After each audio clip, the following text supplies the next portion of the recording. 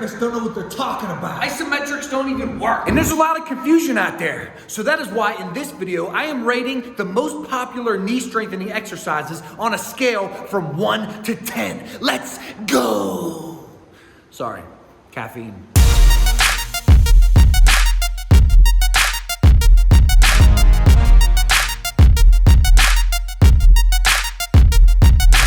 Exercise number 1, coming from the man, the myth, the legend himself. He is the Kneesovertoesguy. Exercise number 1 is the reverse sled or the reverse deadmill. Actually, before we get started, I want to give you a gift. If you comment JUMP, J-U-M-P, down below in the comment section right now, I will send you a free vertical jump training program. Let's get back to it. The good old reverse sled. What would I rate this exercise on a scale from 1 to 10? Well, I suppose first off, we have to know the criteria. Right here, I have 15 of the most popular knee strengthening exercises, and I'm going to rate them all on a scale from 1 to 10. But to properly rate them so that you can understand whether or not these exercises deserve a place in your training protocol, I'm going to be asking 2 separate questions. Question number 1, if this was the only exercise that we added in, on a scale from 1 to 10, how likely is it that this exercise would help fix your knee pain? And question number 2 is, if added in with other complementary exercises in a proper training protocol,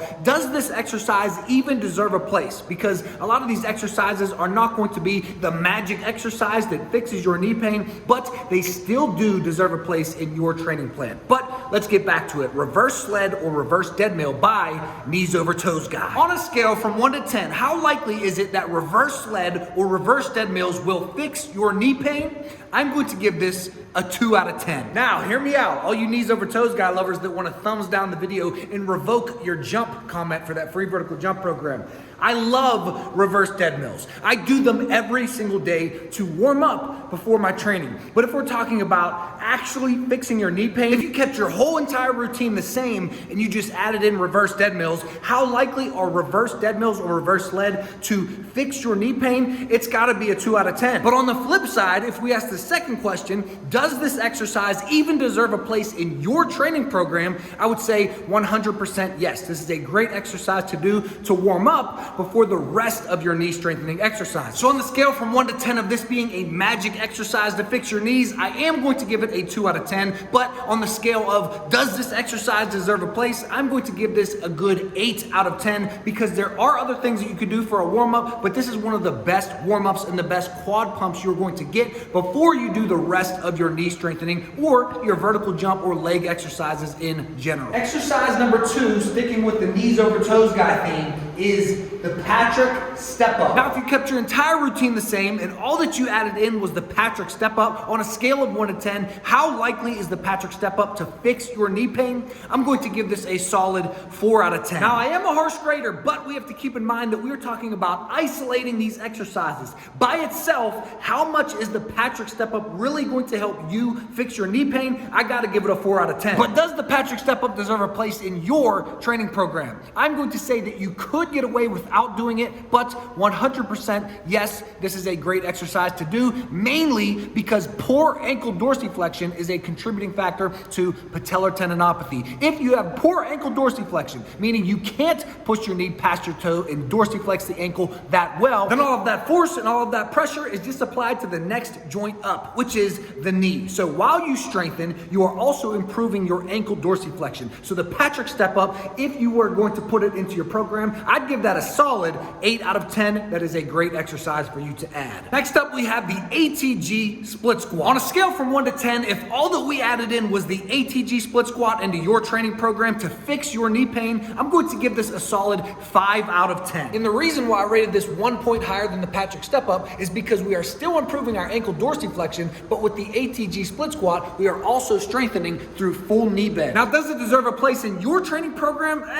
It's not completely necessary necessary. I don't personally do this one, but I would give it a solid 7 out of 10. It can't hurt as long as you progressive overload properly from an 18-inch box to a 12-inch box to a 6-inch box and then the floor. But you could go without this one. You could add it in. It's up to you. You decide whether or not you want to put this in, but I'll give it a 7 out of 10. Next up is the KOT squat or the knees over toes squat. On a scale of 1 to 10, how likely is this to fix your knee pain? I gotta be brutally honest here. On a scale from 1 to 10, this is a 2 out of 10. Now this exercise could help you feel better if progressed properly. Then again, anything could really help your knees feel better if progressed properly. But 2 out of 10 if isolating this exercise to fix your tendon pain. And does this exercise deserve a place in your training program? 10 out of 10. If you want to look cool, this exercise looks awesome. If you want to go to, a graduation party, hey, I can touch my knees to the ground. This is a 10 out of 10. But as far as actually helping your tendinopathy or helping you fix your knee pain or actually deserving a spot in your program at all, I would give this a 1 out of 10. This looks awesome, but it's really not that important, guys. You could get away without doing this one. Next up are Tibialis Raises. Just spam Tibialis Raises, bro. How likely is it that Tibialis Raises are going to be the exercise that fixes your knee pain?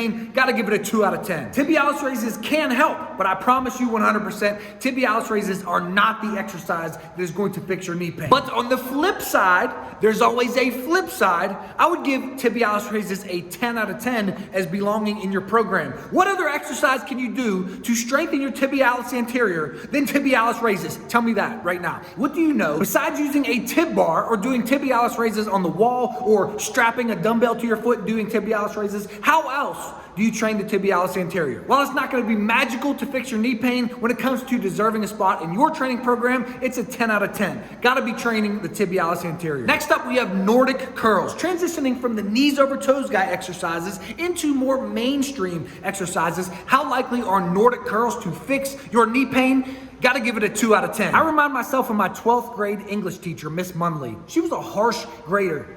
Then again, there's a lot of bullshit out there. If isolating Nordic Curls by themselves, are they going to help you really fix your tendon pain? The answer is no, 2 out of 10. But do they deserve a place in your training program? Yes, they do. Now, Nordic Curls are going to be a great exercise that you can do to strengthen your hamstrings and your posterior chain in general, but you could get away with doing other exercises like a barbell RDL or a single leg RDL. There's honestly plenty of exercises that you could do to help strengthen your posterior chain and your hamstrings in general, but 8 out of 10, Nordic Curls do deserve a place. They are a great exercise to do if you have a good setup to do Nordic Curl. And let me tell you guys a secret about training with knee pain. You can actually load up way more and way heavier when it comes to your posterior chain. When training the calves, the glutes, the hamstrings, the low back, even the tibialis anterior, which I know is your anterior chain, you can load up a lot heavier and a lot more on these exercises. It is the quad dominant exercises and the full knee bend exercises that really stress your tendons the most. So barbell RDLs, single leg RDLs, calf raises, feet elevated hip thrusters, tibialis raises, hamstring curls, etc., etc., etc. These exercises are not going to stress your tendons as much, so you can load up a lot heavier. That's a secret, but I guess now it's not a secret. Next up, we have terminal knee extensions, or TKEs. I used to see this one a lot, particularly with physical therapists, but I haven't seen it as much anymore. If we isolated this exercise and all that we added in were terminal knee extensions, how likely is it on a scale of 1 to 10 to fix your knee pain? I gotta give it a 2 out of 10, but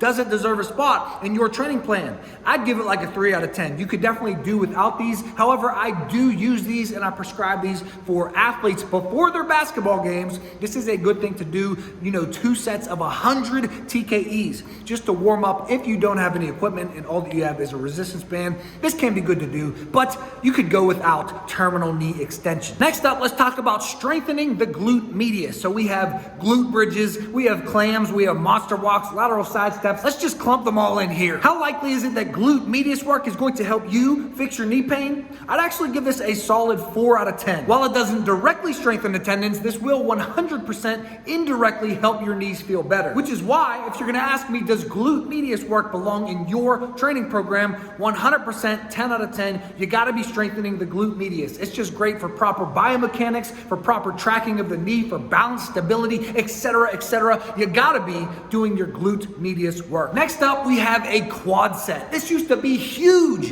with physical therapists. What you do is sit on the ground, put your knee straight, and flex your quad, and voila! your knees are gonna feel better. Well, if we isolate this exercise and all that we do are quad sets to try to help fix your knee pain, I'm gonna give this a 1 out of 10. There's way better exercise that you could do to fix your knee pain than a quad set. But does this deserve a place at all in your training program?